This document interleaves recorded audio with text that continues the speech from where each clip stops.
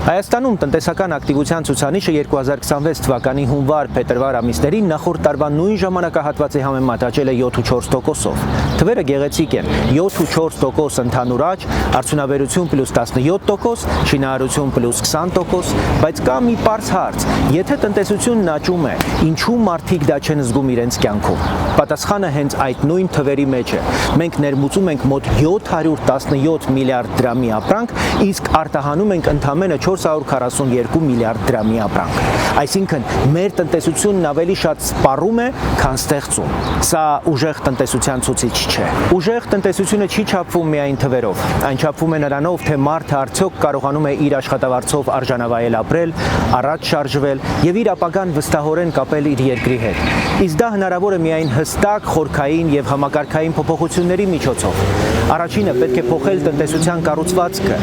Այսօր մենք ավելի շատ սպառում ենք, քան ստեղծում։ Պետք է անցնել արտադրող տնտեսության, զարգացնել արդյունաբերությունը, վերամշակումը, տեխնոլոգիական ոլորտը, որպեսզի արտահանումը մեծանա, ոչ թե կախված մնանք ներմուծումից։ Երկրորդը պետք է բարձրացնել աշխատանքի արժեքը, ապահովելով արժանապատիվ վարձատրություն, պաշտպանված աշխատանքային իրավունքներ եւ արդար մրցակցային պայմաններ։ Մարդը պետք է կարողանա իր աշխատավարձով նորմալ ապրել, ոչ թե գոյատևել։ Եվ վերջապես, փոքր եւ միջին բիզնեսը պետք է դառնա տնտեսության հիմքը, պարզ հարկային համակարգով, կանխատեսելի կարգավորումներով եւ իրական աջակցությամբ։ Սա է տարբերությունը թվերով աճող եւ իրականում ուժեղ տնտեսության միջեւ։ Ուժեղ տնտեսությունն այն է, որտեղ մարդը ոչ թե սպասում է փոփոխության,